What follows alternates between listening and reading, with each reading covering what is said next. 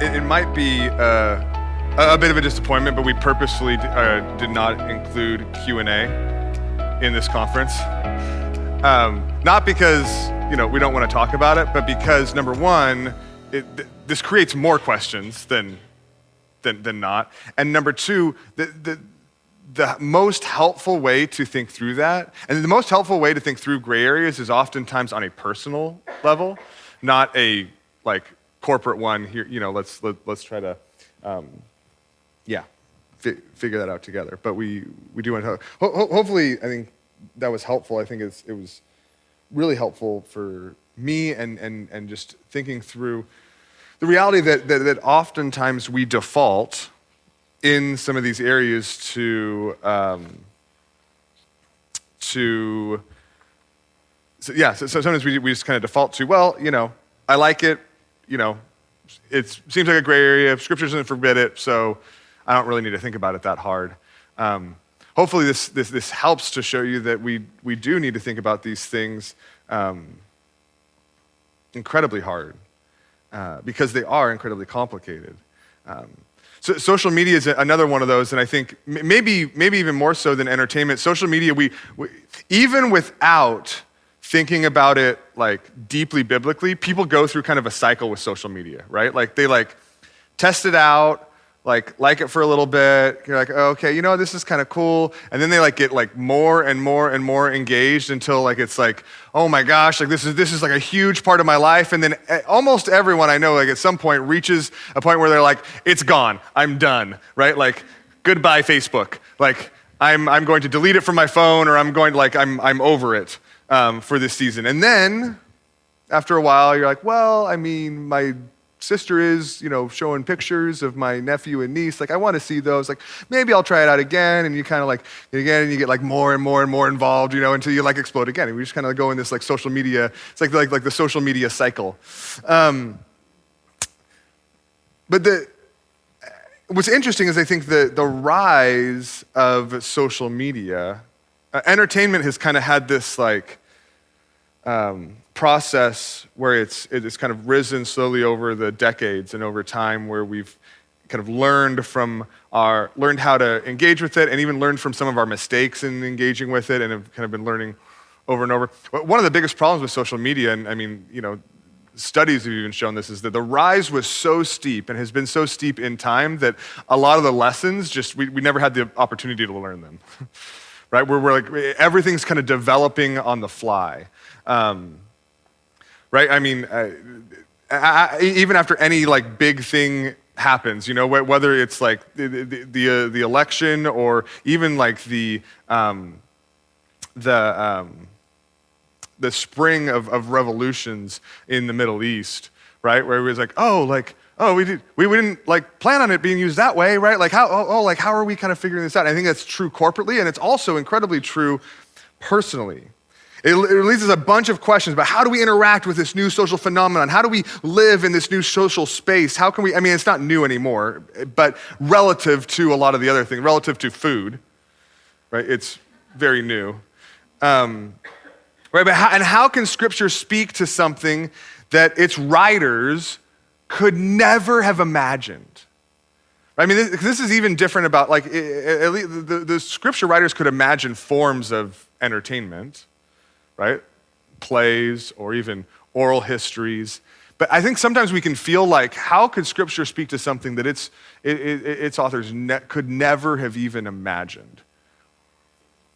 But you see, to ask those questions is to assume that social media is something fundamentally different than what's ever existed before, which also isn't true.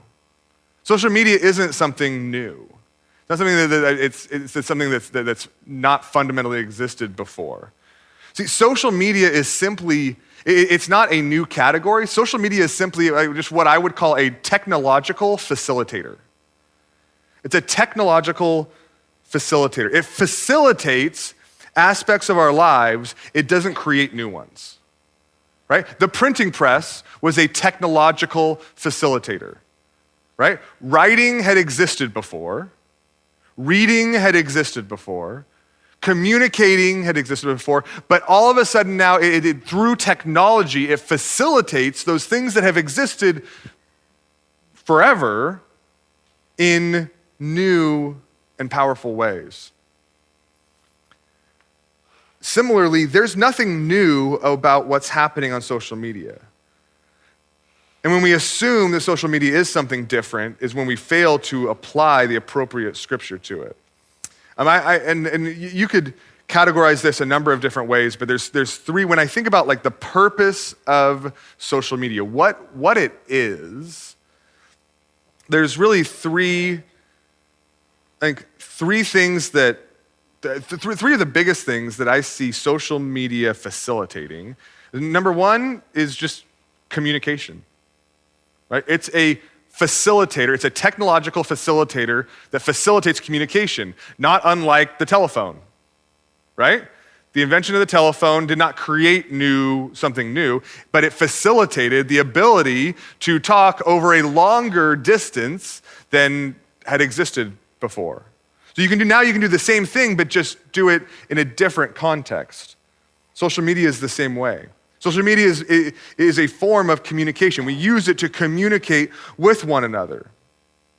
Therefore, whatever biblical principles guide communication should guide social media, right? Like if it's a version of communication, then and Scripture talks a lot about communication, and so that applies then to social media. We also have to recognize that social media is a specifically public form of communication. We're going to talk about this more, but social media is generally a public form of communication. Public doesn't necessarily mean that you have to be talking to everybody, that everybody in the world can hear you. Public just means that like it's more than just a private conversation. Right? What I'm doing now is public communication, right? Because there's a group of us here. I'm communicating publicly. We're not communicating individually. And just because there's people driving by that can't hear me doesn't make this not public, right? Secondly, social media is a form of information delivery. So it's a form of communication. It's also a form of information delivery. It's used to gain information about topics or events that otherwise you would not be aware of. Right? This would be used for different forms, right? A newspaper was a technological facilitator of information delivery, right? Email is a technological facilitator of information delivery. The Goodyear blimp is a technological facilitator of information delivery, right? Like when he posts something on it, like it's delivering information. Same as social media. But just as you learned, and this is where, Brian's right about entertainment. It's true about a lot of these things. Some of the most basic principles we learned in like grade school, right? When it comes to information delivery, you have to consider the source, right? This is like research in middle school 101, right?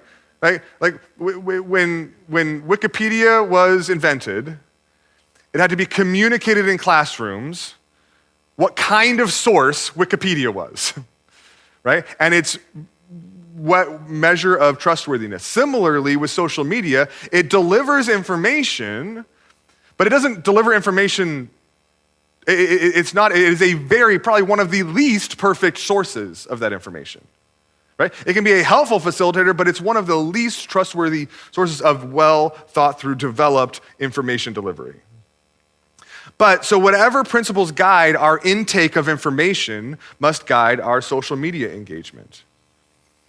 Social media is a great place to spark a question or to be exposed to an idea. It's the beginning of a journey of searching and discovery. It's great for that. In that sense, it's a great catalyst. It's a horrible place to find settled, well thought through answers, right? Like you have to consider the source. So social media is a communication, it is information delivery, and it's social interaction, which is related to communication, but it's also, I think, the web is even more complex. It's social media, as you can tell by the name, is a context for social interaction with one another, and as with communication, but it is a form of public context for social interaction. It's fascinating to me that on Sunday morning, more people don't come up here while everybody's mulling around sitting in the service and walk up and say, I'd like everybody to know what I think. Or I'd like to share with you a video I saw, right? Why do you do that? Because you're like, well, like it's not like we're all here together. Like maybe I'll show my buddy, but like I wouldn't do that here. But that's what we're doing on social media, right?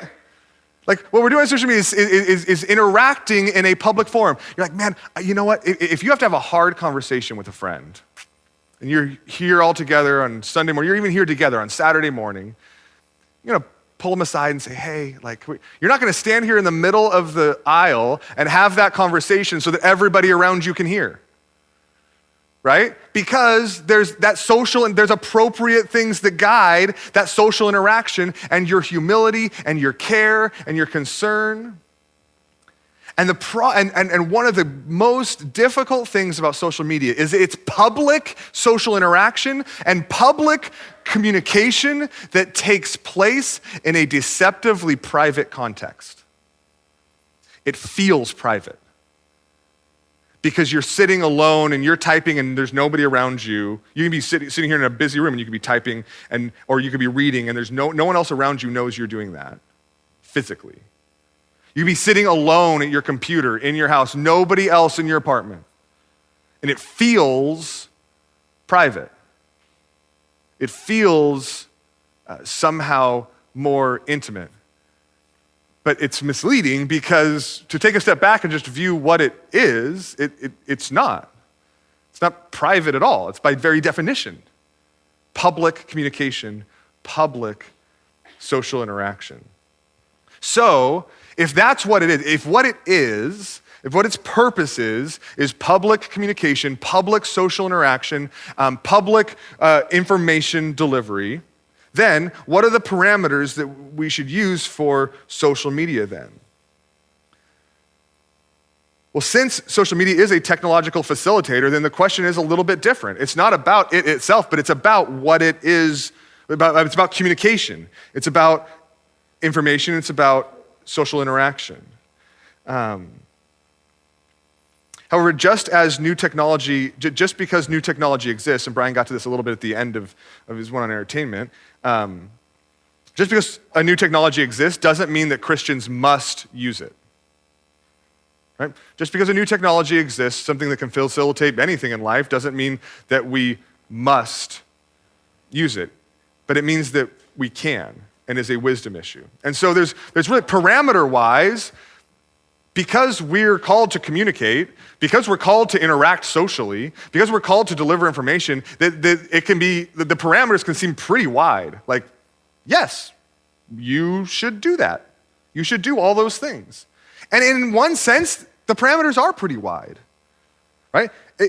For example, it is, but because of the right, it is a valid choice to not engage in social media at all.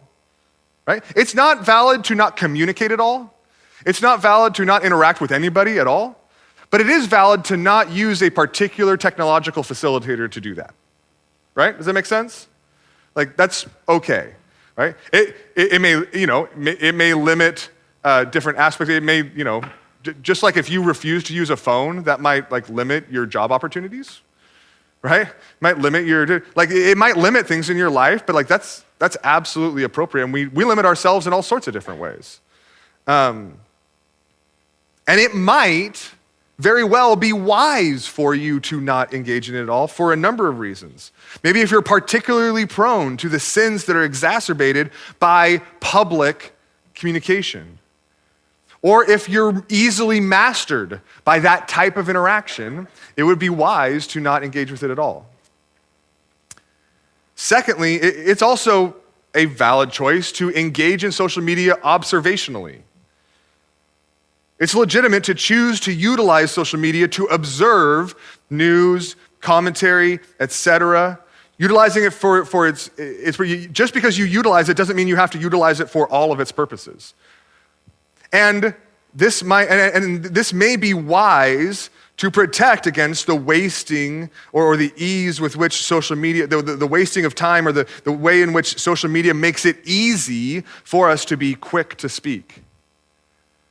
I think an observational use of social media is absolutely an appropriate application of our call as Christians in communication and social interaction to be quick to listen and slow to speak and slow to become angry.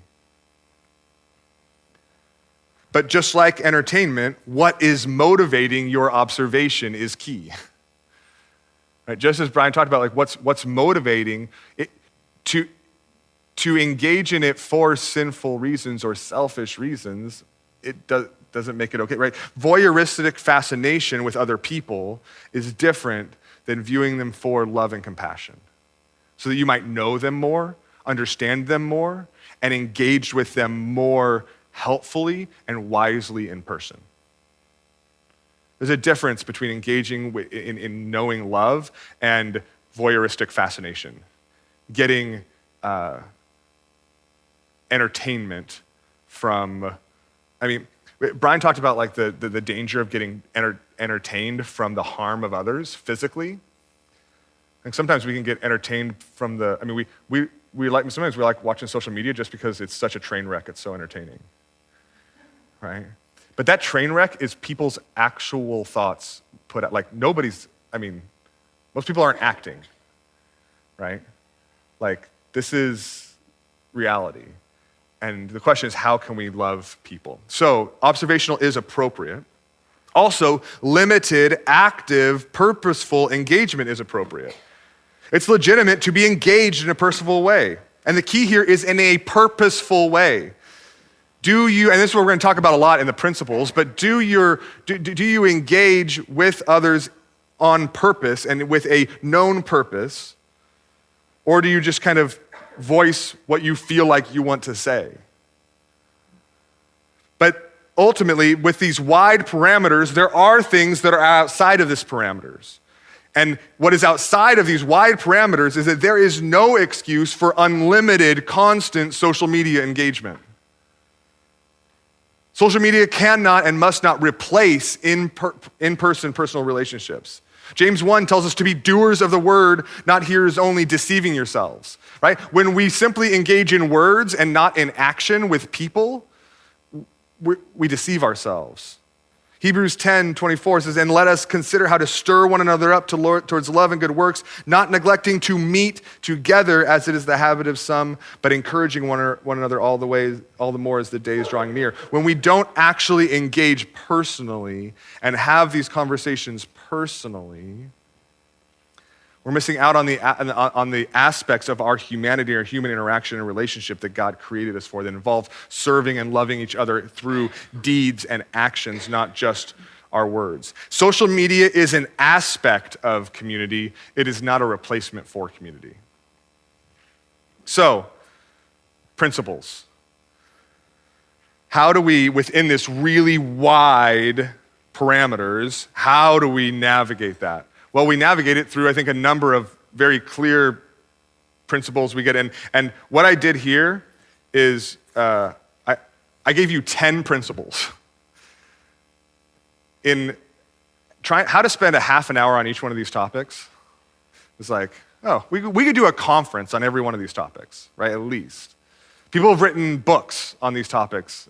The goal here isn't to exhaustively give you all the principles you need, but to, through this, give you the tools and to scratch the edges so that you know what direction to follow these things through in. And so what I want to do is I want to like throw all 10 of these principles out there, not because you're going to be able to understand them completely, but because they might be avenues to explore as you consider your own engagement in social media. First, an introductory word of caution. Weigh the risk and the reward. Social media engagement is a high-risk engagement. It is a high-risk form of communication. The more public something is, the higher the risk that communication is. So since it's public, it is a high risk. So what's the reward? There can be a reward that makes that risk worth it, but is there? James 3 tells us, not many of you should become teachers, my brothers. It's interesting to think about in the context of social media, what defines a teacher? Because usually back then, a teacher would be anybody who teaches publicly, which now we all have the opportunity to do. And so I think it's a fair warning to hear James' warning that not many of you should become teachers, my brothers, for you know that we who teach will be judged with greater strictness. What you communicate publicly will be judged more strictly than what you communicate privately. For we all stumble in many ways, and if anyone does not stumble in what he's, right? The assumption here is that you are sinful, right? So I want to work on you, and I want to sanctify you, but the more we can keep that under wraps as you're growing, right? The more you can not incite others to sin with you as you're growing, the better. We all stumble in many ways. If anyone does not stumble in what he says, he's a perfect man, able also to bridle his whole body. If we put bits into the mouths of horses so that they obey us, we guide the whole body as well. Look at the ships also, though they're so large and driven by strong winds, they're guided by a very small rudder, wherever the will of the pilot directs. So also the tongue is a small member, so are the fingers on the keyboard. Yet it boasts of great things. How great a forest is set ablaze by such a small fire. And the tongue is a fire, a world of unrighteousness. The tongue is set among our members, staining the whole body, setting on fire the entire course of life, and set on fire by hell. For every kind of beast and bird and reptile and sea creature can be tamed and has been tamed by mankind, but no human being can tame the tongue. It is a restless evil full of deadly poison. James 3 should be a sobering thought as we seek to engage in social media. And like I said, there is a wide berth that allows us to engage, but this is a principle that should starkly color that engagement. So I'm going to give you, in light of that warning, just some principles on posting and some principles on watching. Right? Because there's these kind of two aspects of this. First, principles for posting on social media. Point number two, communication must build up. The communication of a Christian is designed to build up. Let no corrupting talk come out of your mouth, but only such as is good for building up as fits the occasion, that it may give grace to those who hear. You want a principle for social media? This is a filter to send it whatever you want to post on social media through. Right? Whatever I'm about to say, does it conform to what communication is called to be for me as a Christian? Number three, communication ought to be self-controlled. It ought to be clear in how we communicate that we are self-controlled in our speech, all the more so in public speech.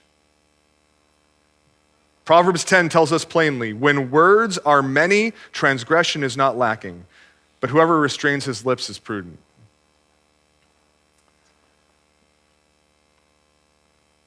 I think that pretty much speaks for itself. Number four, communication reflects what's in your heart. Remember that communication demonstrates what's in your heart. Jesus is talking to the Pharisees and he says, you brood of vipers, how can you speak good when you're evil? For out of the abundance of the heart, the mouth speaks. One of the fascinating things about my social media page is that my Facebook page, my Twitter page is a reflection of my heart on paper, on screen. In like whatever is there is a reflection, not a perfect reflection, but it is still a reflection of what I love, what I value, what is most important to me, and of where the attitude and angle of my heart. Social media can be incredibly helpful in that way. It can also be very convicting. Point five, beware of bragging. Social media has somehow normalized bragging. We don't call it that. We call it sharing our joys with others who enjoy them.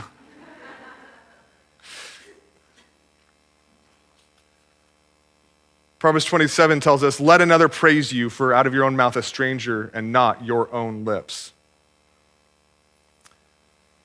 Matthew 6, Jesus says, beware of practicing your righteousness before other people in order to be seen by them, for then you will have no reward from your Father who's in heaven. He was just talking about the town square, let alone like purposely broadcasting it.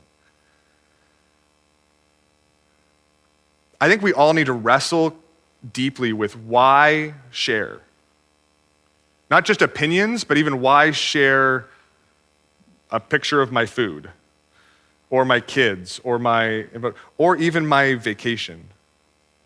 I think two of the most dangerous types of photos, like sharing, I find are vacation photos. I really struggle with vacation photos. Not seeing them, but like thinking about I do know that people who love me want to like share that with me. Number one, the idea that that could be shared with them is completely new, right? So we should think through like the appropriateness of that because that's never existed before. Number two, in real time. Number two, this is why it's one thing for me to send pictures to like my two brothers who would enjoy something that I've seen. It's another thing to send it to all 600 of my friends, right? I think we need to be careful. But so vacation photos and maybe a subset of that, but like what I would call charmed life photos. Right? We don't. We don't. I mean, every once in a while somebody gets convicted in this area and posts like a not charmed life photo, right? Like a real life photo, right? It's like a hashtag real life, right? Like this is what life's like. But the vast majority is what I would call charmed life photos. And even if your motivation isn't to brag, one of the responsibilities of a communicator is to make sure that it's received in the spirit in which it is intended. That is mainly the responsibility of a communicator. That's my job, especially as a public communicator, right? I need to say certain things and not say certain things publicly so that I can make sure that to a wide and broad and diverse audience, what I'm saying will be received in the spirit in which it is intended. I have to be very careful about that. I'm afraid that sometimes we aren't careful in this context. That even if I don't intend it to be taken this way, it can be interpreted by maybe even the vast majority of people in that sense. 6, beware of walking in the flesh.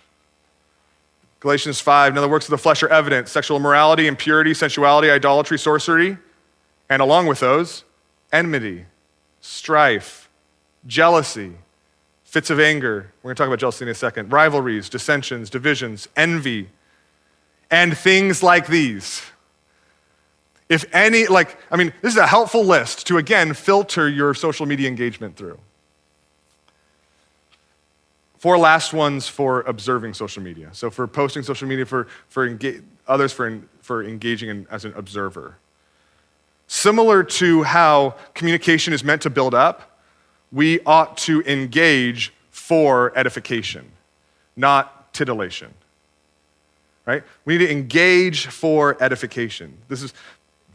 Brian just talked about this, so we won't go into it, but brothers, whatever is true, whatever is honorable, whatever is just, whatever is pure, whatever is lovely, whatever is commendable, if there's any excellence, anything worthy of praise, think about these things. How are you engaging? Are you engaging to be built up? One of my biggest struggles with social media is the compulsion of it, right? Which is why my wife has learned to ask me, why did you pick up your phone? Right? Because half the time I do it on purpose. The other half, I don't even know. Right? I was bored for a second. And there was no desire to, you know what, I want to be edified in this way. Like it was compulsive titillation. Right? Just a compulsive drive to, this is just what I do to deal with the monotony of the last 15 seconds of boredom. Right? Which so often we don't have to do. Engage for edification. Number 8, beware of jealousy.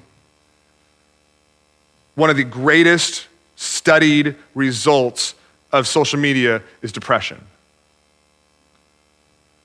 Because when everyone around you is conveying a charmed life, jealousy is the natural result. Beware of it. A tranquil heart gives life to the flesh, but envy makes the bones rot. Beware, similarly, sometimes we deal with our jealousy by engaging self-righteousness. Right? Brian talked about this a little bit. By engaging a heart that judges others instead of engaging them. And lastly, beware of social media's tendency to master you. All things are lawful for me, but not all things are helpful. All things are lawful for me, but I will not be dominated by anything. Like I said, this is not, you're like, whoa, there's a ton here. Wow, that was a lot. There's a lot to think through. Yeah, there is. But hopefully, even with some of these principles, you can think through, okay, there are ways and parameters. There's parameters that I know I can work in, and principles that are meant to guide me as I go forward and as I wrestle through these things.